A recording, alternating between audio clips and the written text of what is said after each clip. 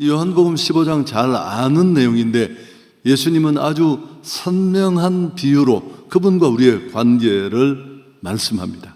5절, 나는 포도나무요 너희는 가지다. 이 한 방이면 충분합니다. 예수님은 포도나무시고 우리는 그 포도나무에 붙어있는 가지라는 것입니다. 이 비유의 가장 핵심은 붙어 있어야 한다라는 것입니다. 가지의 생존, 생명은 나무에 붙어 있음으로 가능합니다. 스스로 아무리 애쓰고 노력해도 열매는커녕 살아남을 수도 없으니까요. 끊임없이 매달려 있는 나무 원둥치로부터 수액과 영양분이 공급될 때 비로소 잎을 내고 열매를 맺게 되니까요. 좀 복잡할 수 있는데 열매가 뭘까요? 많은 이 설교의 제목은 열매 맺는 비결. 열매는 사실은 결과예요. 자연스럽게 주어지는 건데 여기 말하는 이 열매는 우리가 늘 소망하는 단순한 성공을 말하지 않습니다. 사실은 굉장히 깊은 의미가 있는데 예수님 닮아가는 변화입니다. 여러분, 앞에 우리가 잃어버렸던 그 하나님의 형상, 임하고 대의를 다시 회복하는 것. 그래서 삶을 통해 하나님을 드러내는 것입니다. 보여주는 것입니다. 아, 하나님이 저런 분이시겠구나. 그 유명한 얘기 아시죠? 모스크바에 성탄절이 가까워지는 추운 어느 날 앞선 사람이 맛있는 걸 사서 이렇게 내어주는 모습을 보면서 의아해서 하나님이신가요? 그렇게 물었던 말도 생각납니다. 여러분, 이게 구원이에요. 구원. 그저 죄를 씻고 교회 다니는 정도가 구원의 끝이 아닙니다. 내가 하나님 따라 닮아가는, 물론 그 속에는 우리가 꿈꾸는 행복과 만족, 평안도 들어있고 또 성령의 열매로 이어지는 제자도의 삶도 포함되어 있습니다. 문제는 우리가 놓치지 말아야 할 것은 이 모든 좋은 것들이 나의 노력이나 애씀으로 되는 게 아니라는 것입니다. 예수님이라는 그 나무에 잘 매달려 있을 때, 붙어 있을 때, 연결되어 있을 때 저절로 맺혀지는 결과입니다. 자, 그럼 어떻게 이 연결이 끊어졌을까요? 여러분, 이 창세기 처음 인류의 에덴에서의 모습은 참 아름답습니다. 복됩니다. 하나님이 계시고 아담과 하와가 첫 번째 가정을 이루고 행복하게 살았습니다. 그런데 이 행복이 어떻게 이 관계가 깨어집니까? 죄가 들어옵니다. 오늘 창세기 3장 8절 함께 읽습니다. 그들이 그날 바람이 불 때 동산에 거니시는 여호와 하나님의 소리를 듣고 아담과 그의 아내가 여호와 하나님의 낯을 피하여 동산나무 사이에 숨었다. 죄를 짓고 그들을 찾아온 하나님의 음성을 듣고 그들은 숨어버립니다. 두려움 때문입니다. 사랑과 신뢰의 관계가 깨어지고 두려움과 수치심이 그 자리를 대신 차지합니다. 바로 이 순간이 인류 최초이자 가장 치명적인 하나님과의 관계의 단절이 일어나는 것입니다. 여러분, 죄는 단순히 규칙을 어기는 정도가 아닙니다. 하나님의 신뢰를 파괴하고 더 중요한 건 그분의 왕 되심을 거부하는 행위입니다. 뱀이 아담과 하와를 어떻게 유혹합니까? 너희는 하나님과 같이 될 것이다. 야, 네가 하나님이야. 하나님 자리를 찬탈하려는 교만이라는 것을 알 수 있습니다. 여러분, 정말 더 충격적인 건 이 하나님과의 끊어짐, 연결이 끊겨진 이후에 다른 모든 관계의 파괴로 이게 이어집니다. 도미노처럼. 하나님이 왜 선악과를 따먹었느냐고 추궁하자 아담이 뭐라고 말합니까? 하와에게 책임을 돌립니다. 돕는 배필로 또 하와는 뱀에게 책임을 떠넘기고 전가하죠. 돕는 배필로 여겨졌던 친밀한 관계가 서로 탓하고 원망하는 관계로 전락해 퍼진 겁니다. 여러분, 하나님과 우리의 연결과 이 관계는 모든 관계의 뿌리입니다. 우리가 아무리 관계를 잘하려고 해도 이 근본적인 관계가 개선되지 않으면 어렵습니다. 계속될 수도 없고, 단지 우리는 외로운 게 아니라 그 외로움을 만들어내는 하나님과의 근원적 관계가 파괴된 존재입니다. 이게 우리 안에 있는 더 큰 문제입니다. 하나님과의 관계가 끊어지자 모든 다른 관계들도 함께 무너지잖아요. 하나님이 무서워 표하는 영적 소외, 스스로 부끄러워하는 수치심, 자기가 자기를 받아들이지 못하는 이런 문제, 그 아담의 가정 내에서 형이 동생을 살인하는 사건으로 이어지고, 가정이라는 울타리를 뛰어넘은 그 죄는 폭력과 폭수가 자랑이 되는 문화를 만듭니다. 남역시대 때 하나님을 대적하려는 인간의 집단적인 교만이 절정을 이룬 사건이 바벨탑 사건이에요. 정말 로마서의 말씀처럼 죄가 왕노릇합니다. 얘기도 여러 번 했습니다마는 솔제니친이 공산혁명사를 연구하고 수많은 책과 자료를 읽으면서 어떻게 인간이 이념 하나 때문에 수천만 명을 저렇게 비참하게 죽일 수 있느냐. 결론이 뭐였다고요? 하나님을 잃어버렸기 때문이다.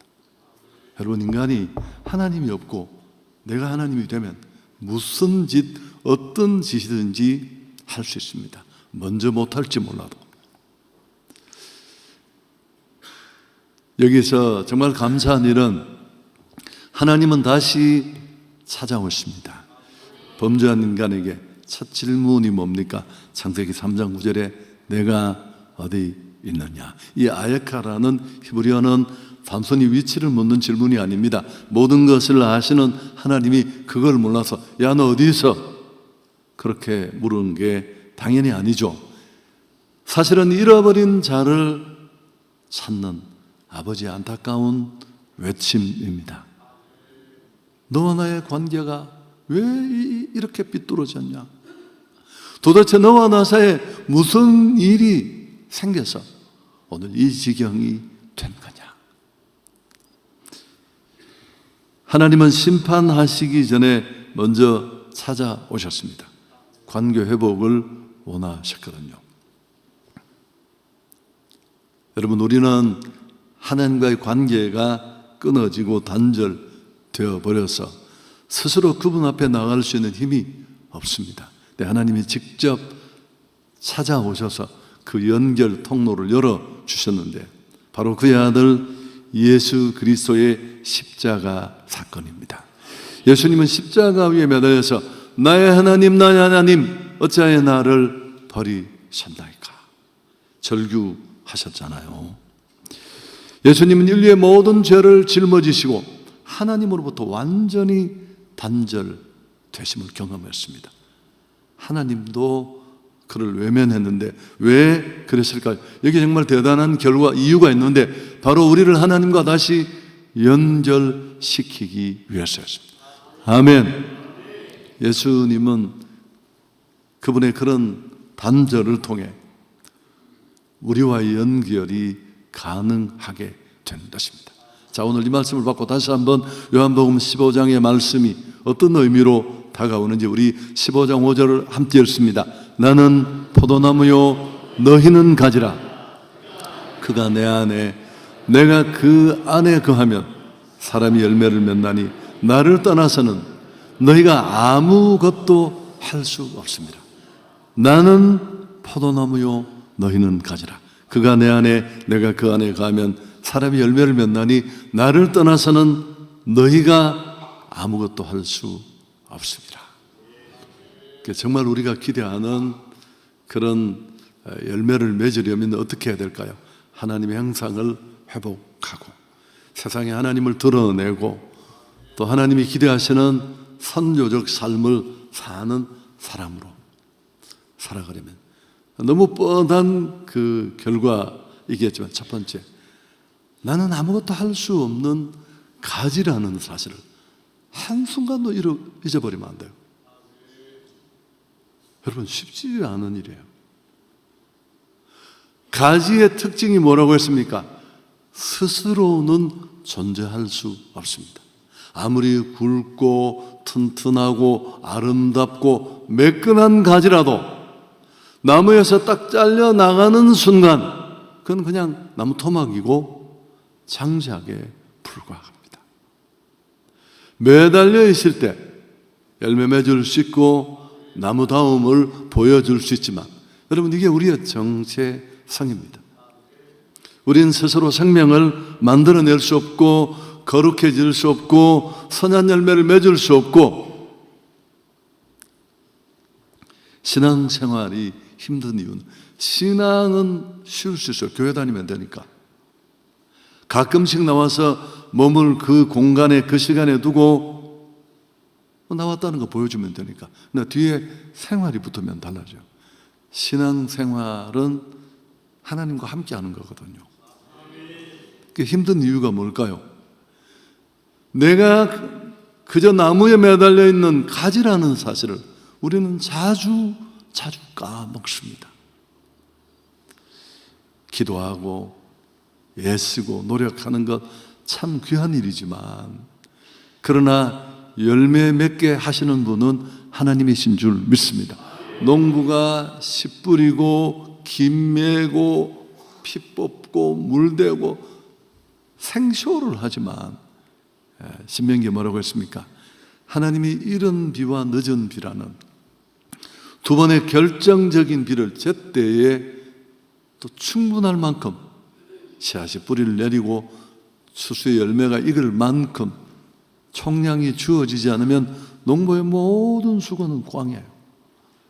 여러분, 살아보면 이런 일을 한두 번 경험합니까?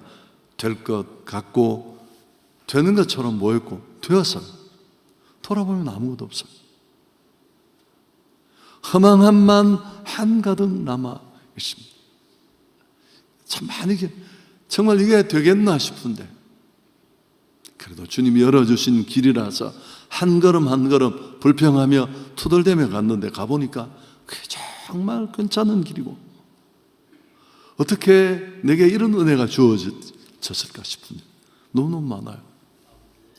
나를 위해 한다고 맨날 악착같이 인색하고 사람을 향해, 하나님을 향해 주머니 한번 못 열고 결국은 아무것도 남지 않는데, 어쩌다가 수만 번, 수백 번 만에 타인을 위해 작은 것 하나를 희생하고 헌신했는데 5년, 10년 지나놓고 보니까 그게 정말 나를 위한 것이 되고,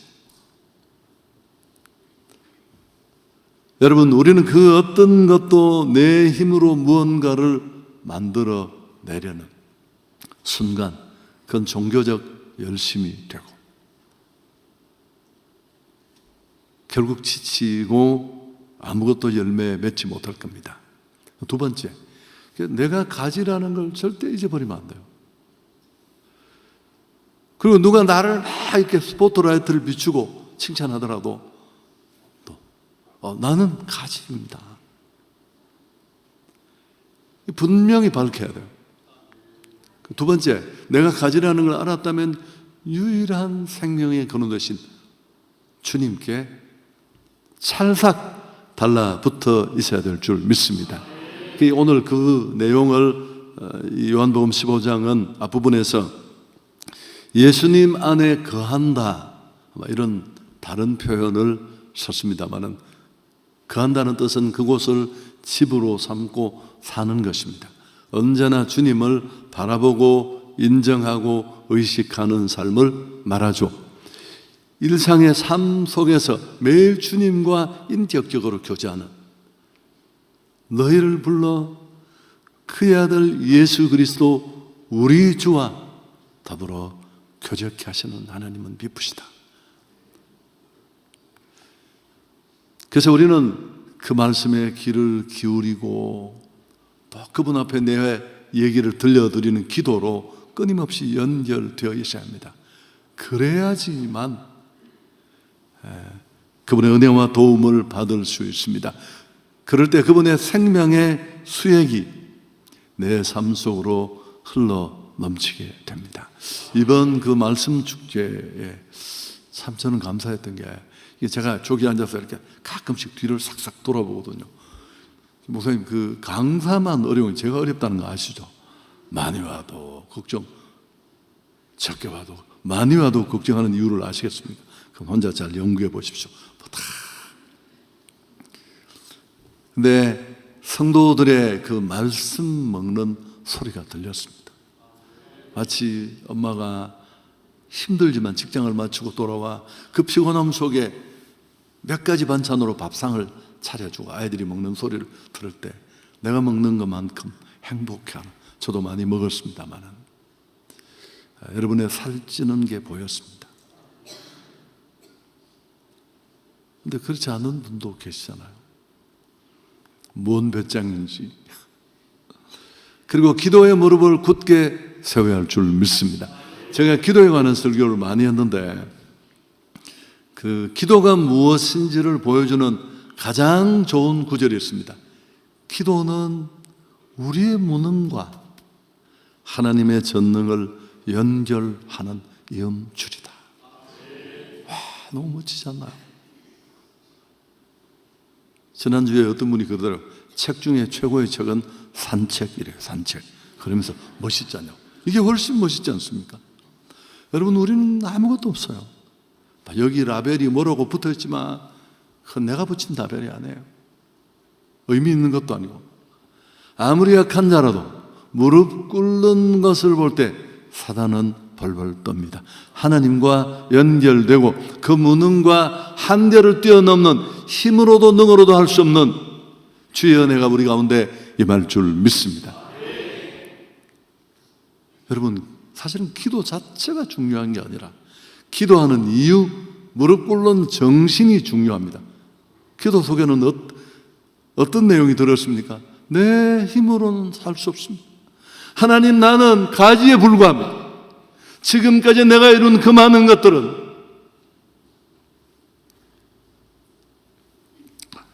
당신이 의미 있게 하시고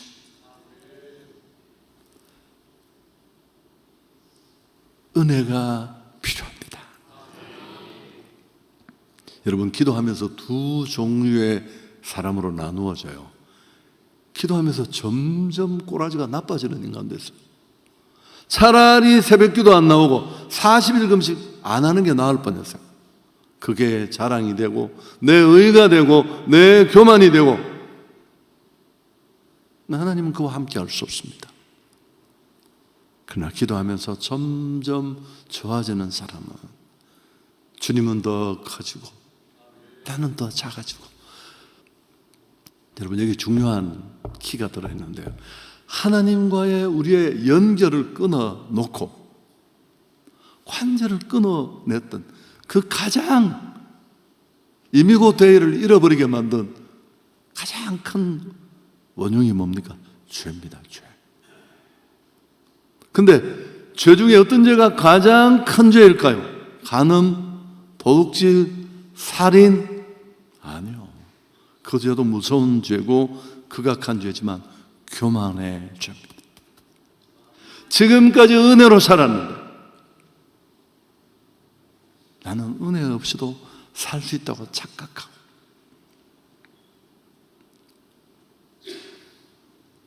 여러분, 저도 맨날 철야하고 사실 하고 싶어 했겠습니까?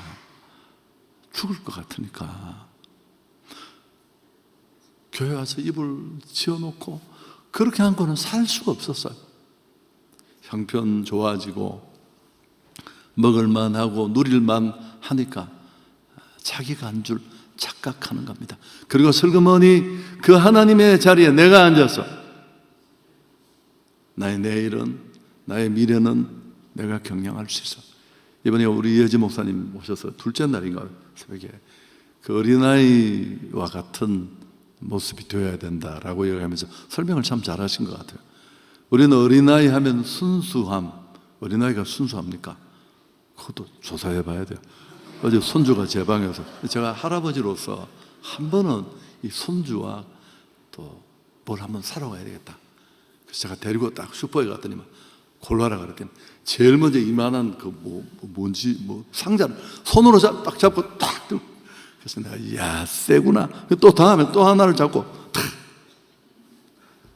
그 목사님 그러셨습니다. 우리가 잘 아는 내용이지만 하나님 우리가 어린아이와 같아야 된다는 건 순수함보다도 순수하기도 하지만 부모에 대한 절대적인 의지, 신뢰. 4, 5학년만 되면 아빠 엄마하고 같이 안 다니잖아요. 젊을 때는 바빠서 아이들과 함께 하지 못했는데 살만하면 애들이 나하고 안 놀라 그러잖아요. 그런 것처럼 한순간도 아버지 없이는 삶. 그 또 하나, 이번 봉회 때 참 받은 은혜가 많은데 이혜진 목사님의 아버님이 첫날 제 방에 같이 들어오셨어요. 아들이 모처럼 서울 왔다고 오셨는데 제가 그 아버지를 만나 뵙고 이제 목사님이 잠깐 나간 사이에 저하고 또 대화를 나누었어요. 지금은 은퇴하셨는데 이혜진이를 이해하려면 아버지를 이해해야 돼요. 그 아버지는 평생 작은 개척교회 목사였는데 기도를 어마어마하게 했고요. 기도할 때마다 5남매를 위해서 매주 감사한금을 드렸대요. 지금 은퇴를 해서 생활이 전혀 아무것도 없는데도 목사님 제가 지금도 우리 아이들을 위해서 매주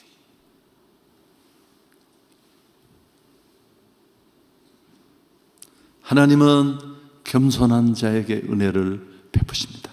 여러분 은혜는 높은 곳을 갈 수가 없어요. 내가 가지라는 걸 알고 하나님의 은혜와 하나님의 하나님 되심만으로 내 작은 노력들은 의미를 갖는다는 것. 여러분 목회자 중에 열심히 안 하는 사람이 누가 있어요? 마찬가지죠. 이제 설교 정리하겠습니다. 여러분 내가 누군지를 알고 내가 얼마나 별 볼 일 없다는 걸 아는 게 중요해요. 나의 약함과 주님의 강함을 알고 나면 그 다음 우리는 엎드릴 수밖에 없습니다. 그 말씀에 귀를 기울이고 정말 옥론하려면 잘 되는 날, 축복받은 날, 은혜가 넘치는 날, 온 세상이 나를 주목하는 그날 다윗처럼 다 납작하게 낮아져서 중근동의 강자로서 열국의 조공을 받을 때 뭐라고 말합니까? 주밖에는 나의 복이 없습니다. 천하에 의미 없던 목동, 온몸에 양동 소통을 묻히고 인생을 끝내야 될 내 아버지도 나를 주목하지 않았던 나를 여기까지 인도하신 분은 하나님이십니다. 지금 내가 수천 수만 가지 복을 누리고 있지만 내 복은 주님이십니다. 사고도 치고 파렴치한 죄도 범하고 완전하지 않았지만 하나님은 그를 끊임없이 축복하시고 은혜 베풀어 주셨습니다. 나를 알고 겸손하고 엎드리면 하나님은 일하십니다. 누가 새벽기도 나온다는 건 여러분 그 새벽기도에 무슨 마법이 들어있고 비상한 마력이 있는 게 아닙니다. 5분을 하든 10분을 하든 그 피곤한 몸을 일구고 나와서 하나님. 그래서 저도 새벽에 앉으면 잠이 와서 일어서서 늘 기도하는데 매번 기도의 내용은 똑같습니다. 다를 게 뭐가 있어요? 내 가정, 내가 나를 지키는 일, 교회를 세우는 일, 그 어느 것도 세우신 하나님께 영광을 돌리겠습니다.